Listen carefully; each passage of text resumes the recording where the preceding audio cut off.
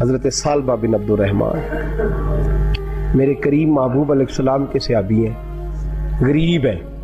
غربت بڑی اعلیٰ چیز ہے، ہاں غریبی بڑی نعمت ہے، یہ آزمائش ہے، اس میں کوئی شک نہیں. لیکن قیامت والے دن پتہ چلے گا جب غریب چھلانگ لگا کے جنت میں داخل ہو جائیں گے. امیر تو کھڑے ہیں نا. میرے نبی پاک نے حضرت عبد الرحمن بن عوف کو، حضور صبح صبح اٹھے تو نبی پاک کی آنکھوں میں آنسو تھے. فرمایا میرے عبد الرحمن بن عوف کو بلاؤ. حضرت عبد الرحمن بن عوف آئے تو حضور نے سینے سے لگا لیا. نبی پاک کھول کے روئے. یا رسول اللہ، حضور کیا ہوا؟ فرمایا عبد الرحمن رات میں نے خواب دیکھی ہے، سارے جنت میں چلے گئے، تو پیچھے رہ گیا، تو پیچھے رہ گیا. میں کھڑا تیرا انتظار کرتا رہا، میں تیرے بغیر جا نہیں سکتا تھا. پھر تو آیا ہے تو تیرا سارا وجود پسینے سے بھیگا ہوا تھا. حضرت عبد الرحمن بن عوف تڑپ کے روئے، قدموں پہ سر رہا. حضور میری غلطی. فرمایا یار تیرے پاس مال بڑا ہے، تجھے حساب دیتے دیتے لیٹ ہو گئی، تیرے بیگ کھل گئے، تجھے حساب دینا پڑ گیا، تو لیٹ ہو گیا، میں پریشان ہو گیا. حضرت عبد الرحمن ابن عوف نے 100 گھوڑا مال اوپر رکھ کے حضرت عبد الرحمن نے حضور کی بارگاہ میں پیش کیا. کہا یا رسول اللہ یہ. اور پتہ ایک دن کیا ہوا؟ ایک دن سرکار کے وصال ظاہری کے بعد حضرت عبد الرحمن ابن عوف نبی پاک کے گھر کے دروازے کے باہر آ کے بیٹھ گئے اور یوں سر کو پکڑا ہوا رو رہے ہیں. حضرت ام سلمہ حضور کی زوجہ باہر آئیں. کہا بیٹا عبد الرحمن کیا ہوا؟ جب پوچھا کیا ہوا تو اور کھول کے روئے. کہا کیوں روتا ہے؟ کہا اماں جی جب تک میرے محبوب حیات ظاہری میں تھے مجھے بتاتے تھے یہ مال نہ کما، یہ کم. میں حضور سے بات کرتا تھا تو حضور روک دیتے تھے. اب مجھے ظاہراً بتانے والا کوئی نہیں، مال کے ڈھیر لگ گئے ہیں. آج حساب کرنے بیٹھا ہوں تو حساب نہیں ہو رہا. سوچتا ہوں اگر میں پھنس گیا تو مجھے کون اس سے بچائے گا؟ آپ محبوب کی زوجہ ہے، میری ماں ہے، میں آپ کے پاس آیا ہوں. اماں جی مجھے بتائیں میں کیا کروں؟ تو حضرت ام سلمہ بھی رو پڑی، کہنے لگے محبوب تھے، میں کہاں ان کی ترجمانی کر سکتی ہوں، میں نبی پاک کی ترجمانی کیسے کروں؟ کہ اماں جی خدا واسطے مجھے کوئی حکم دے دیں، مجھے لگتا ہے عبد الرحمن برباد ہو جائے گا، ہلاک ہو جائے گا، خدا را مجھے کچھ بتا دیں. اتنا سارا مال ہے، میں کہاں اس کا حساب دوں گا؟ مہربانی فرمائیں، یہ تجارتیں میرے گلے پڑ رہی ہیں. حضرت ام سلمہ کی جب منت کی تو فرمانے لگی جا بیٹے آدھا خیرات کر دے. کتنا؟ 2.5% نہیں، کتنے فیصد ہے؟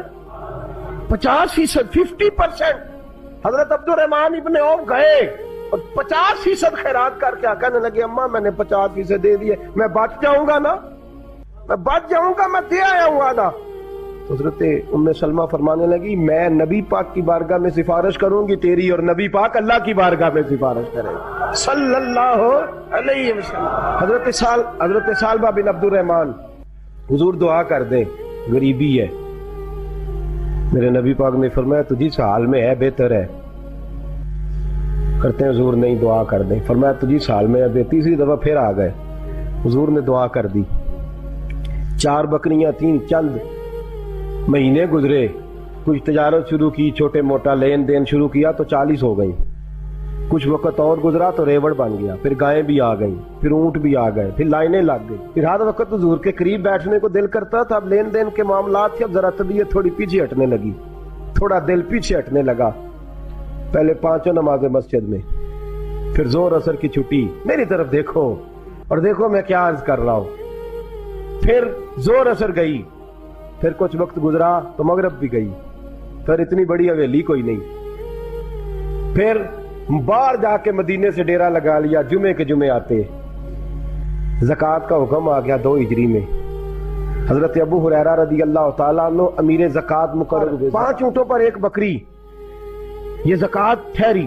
اب جب گئے نا اونٹ گنے اور بکریاں گننے لگے، اوہو 1 کروڑ پہ 2.5 لاکھ کس نے دیا تھا؟ دعا کس نے فرمائی؟ اوہو اتنا، میرے پیسے بینک سے میسج آ جائے گا اتنے کم ہو گئے. اوہو بڑی مصیبت بنے گی. مجھے تو خوشی ہوتی ہے جب آتے ہیں تو اب یہ والا میسج بھی چلے گا کہ اتنے مائنس ہو گئے. توبہ توبہ، پریشانی لگ گئی. بڑی طبیعت، انکار نہیں کیا.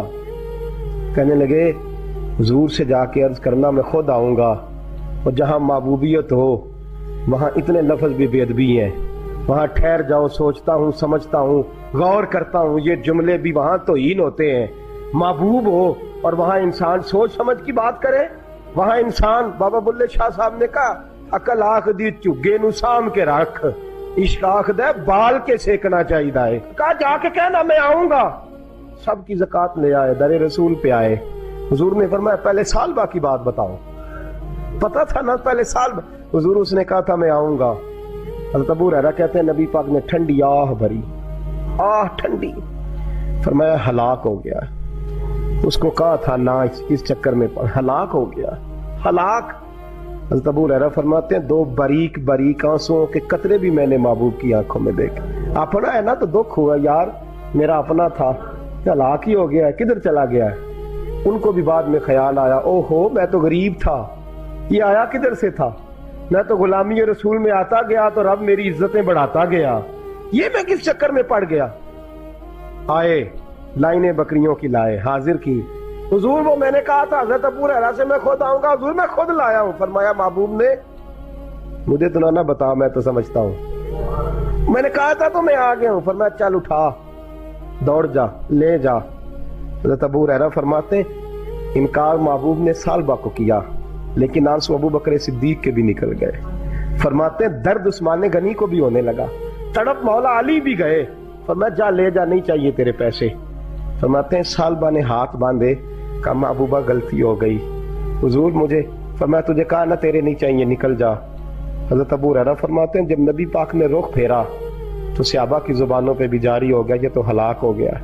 کہتے ہیں مدینے میں قحط پڑ گیا، محبوب نے فرمایا بلال تو بھی آج لا، ایک خشک چھوارا حضرت بلال کا قبول ہو گیا، لیکن سال بعد لائنیں لگی یا مال کی، فرمایا جا لے جا تیرا قبول نہیں ہے۔